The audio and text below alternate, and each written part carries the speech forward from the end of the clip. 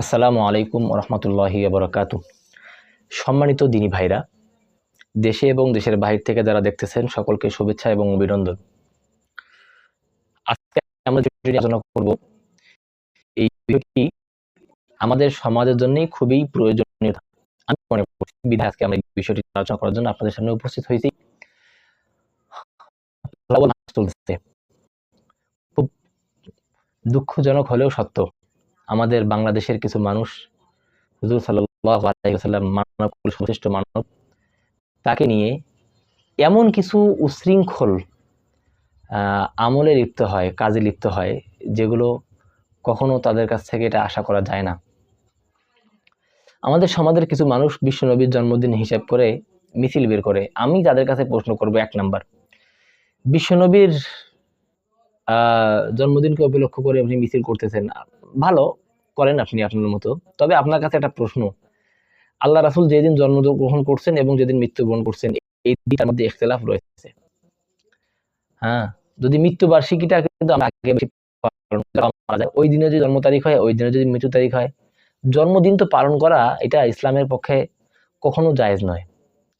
আমি ওলামা ইকরামের কাছ থেকে শুনেছি, ওলামা ইকরামের কাছ থেকে খুব নিকট থেকে এই প্রশ্নের উত্তর নিয়েছি আমি।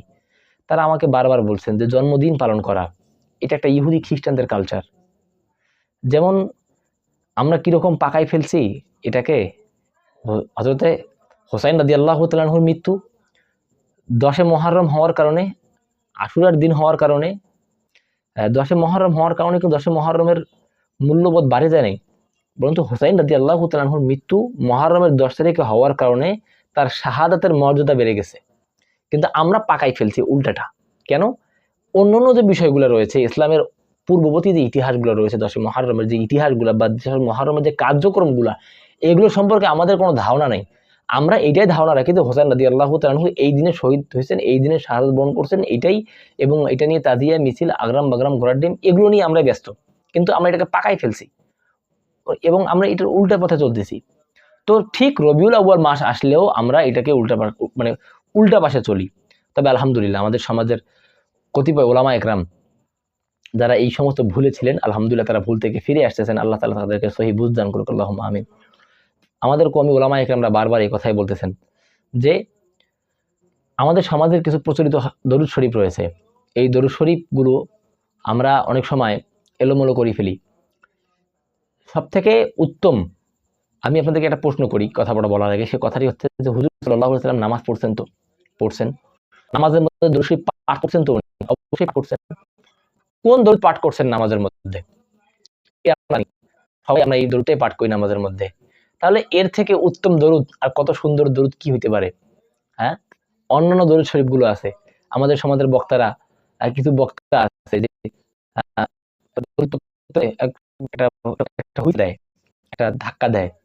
হ্যাঁ, আরে আরে রে, এই যে বিষয়গুলা দরুদ শরীফের মাঝে তো এইরকম কোনো হুইসেল নেই। যেমন আরে ও আল্লাহ ইয়া আল্লাহ, এই যে একটা ধুক্কান দেয়, এগুলো তো দরুদ শরীফের মাঝখানে নাই। তো এই বিষয়গুলো আমরা নজর রাখবো যে এমন যেন না হয় যে নবী সাল্লাল্লাহু আলাইহি সাল্লামের মহাব্বত দিলে পয়দা করার কারণে যে সমস্ত ভাইরা ভুল বুঝাচ্ছেন মানুষদেরকে, আমি তাদেরকে বলবো যে আপনারা মানুষের দিলের মাঝে হুজুর সাল্লাল্লাহু আলাইহি সাল্লামের মহাব্বত পয়দা করান। হুজুর সাল্লাল্লাহু আলাইহি সাল্লামের লেবাস তাদের শরীরে পরান। হুজুর সাল্লাল্লাহু আলাইহি সাল্লামের আখলাক তাদের আখলাকে পরিণত করান। তাদেরকে বলেন, দাওয়াত দেন, তাদেরকে উৎসাহিত করান। তাদেরকে হুজুর সাল্লাল্লাহু আলাইহি সাল্লামের জিন্দেগি বুঝান। ওই জীবন মাফিক আমাদেরকে চলতে হবে। আল্লাহ রাসূলের এই যে নবুয়তের 23 বছর জিন্দেগি, এগুলো এই সমস্তগুলাই হলো আমাদের সুন্নাহ। এগুলো আমাদেরকে মানতেই হবে। এর বাইরে কোনো রাস্তা নাই। এইজন্য যারা এলোমেলোভাবে ধর্মকে মানুষের সামনে বিকৃত করে উপস্থাপন করতেছেন, অথবা ধর্মকে, হুজুর সাল্লাল্লাহু আলাইহি সাল্লামের ইতিহাসকে বা দরুদগুলাকে বা এই বিষয়গুলাকে মানে পাকাই ফেলতেছেন বা এলোমেলো করে উপস্থাপন করতেছেন, তাদেরকে আমি বলবো যে আসেন আমরা এমনভাবে উপস্থাপন করি যে সকল মানুষ, এটা আমি কাউকে কটূক্তি করে বলতেছি না, আমি অনেক সময় দেখছি যে সকল মানুষরা নবীর আশেক হিসাবে দাবি করে, অধিকাংশ ব্যক্তিরা শুধু আশেক দাবি করে, এরা অধিকাংশের মুখে দাড়ি নেই, অধিকাংশের গায়ে এলোমেলো, অধিকাংশ বিড়ি সিগারেট খায়। এটা আমার চোখে দেখা, এখান থেকেই বললাম।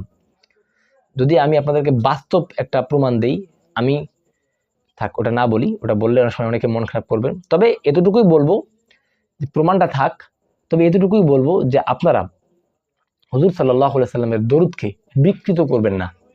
আপনার বয়ানের ক্ষেত্রে হোক বা আনুষঙ্গিক ক্ষেত্রে হোক, এটা একটা বিষয়। বিশ্বনবীর জন্মদিন পালন করা, এটা যে কোথায় পাইলো আমি এটা আমার বুঝে আসে না। হ্যাঁ, কিন্তু বিশ্বনবীর জন্মদিন পালন করার থেকে বিশ্বনবীর আখলাকগুলা, বিশ্বনবীর সুন্নাহগুলাকে মানা সব থেকে বেশি গুরুত্বপূর্ণ। 3 নাম্বার যে বিষয়, বালাগাল উলা বিকামালিহি কাশাফাত দুজা বিজামালিহি হাসানাত জামি ও খিসালিহি সাল্লু আলাইহি ওয়া আলিহি, এই একটা দরুদ শরীফ। এই দরুদ শরীফটা মানুষ মনে করে যে এটা একটা দরুদ শরীফ, এটা কোনো দরুদ শরীফ নয়। আমরা এই ভুলটাকে থেকে শিখি, এটা কোনো দরুদ শরীফ নয়, এটা হইলো আল্লাহ রাসূলের শানে একটি নাত, একটি গজল, যেটাকে আমরা বলি আল্লাহ রাসূলের শানে একটি গজল, একটি নাত। এই জন্য আমরা এই বিষয়কে লক্ষ্য রাখবো যে বালাগাল উলা কোনো হাদিস নয়, কোনো দরুদ শরীফ নয়। একবার দরুদ শরীফ পড়লে 10টা সওয়াব তার আমলনামায় লেখা হয়, 10টা গুনাহ মাফ হয়, আল্লাহ রাব্বুল আলামিনের 10টা রহমত তার উপর নাজিল হয়। ইসমাইল আলাইহিস সালাতু ওয়াস সালামের বংশধর থেকে 10টা গোলাম আজাদ করার সওয়াব পাওয়া যায়। তো এই যে, কিন্তু বালাগাল উলা 1000 বার কেন 1 কোটি বার আদায় করলেও এই সওয়াব পাবেন না। কিন্তু যে বালাগাল উলা কোনো দরুদ শরীফ নয়। এই জন্য বলতেছি যে এই রবিউল আউয়াল মাস আসলে এই বিষয়গুলোকে আমাদের সব থেকে বেশি ফেস করতে হয়। এই জন্য আসেন বিশ্বনবীর জীবনীকে আমরা মানুষের সামনে সুন্দর করে উপস্থাপন করি এবং বিশ্বনবীর সুন্নাহগুলা মানুষদের মাঝে দাওয়াতের মাধ্যমে পাঠাই দেই এবং আল্লাহ রাসূলের যে সমস্ত সুন্নতগুলো রয়েছে এই সুন্নতগুলো পালন করতে মানুষকে উদ্বুদ্ধ করি এবং সকলে নিজ নিজ জায়গা থেকে যে যেখান থেকে আসেন সেখান থেকে সকলেই সেখান থেকেই আজকে থেকে আমরা প্রতিজ্ঞাবদ্ধ হব যে বিশ্বনবীর রেখে যাওয়া যে রক্ত ঝরা ইতিহাস, এটা যেন কোনোভাবেই এই মাটি যেন কখনো, এই সময় যেন কখনো, এই হাত এই পা যেন কখনো আমাদের পক্ষে ভুল রায় কিয়ামতের দিন না দেয়। আর ওই দিনে যেন আমরা আল্লাহ রাসূলের হাতে হাউজে কাউসারের পানি পান করেই পার হইতে পারি। আল্লাহ তাআলা আমাদের সবাইকে তৌফিক দান করুক। আমা আলাইনা ইল্লাল বালাগ। আসসালামু আলাইকুম ওয়া রাহমাতুল্লাহি ওয়া বারাকাতুহু।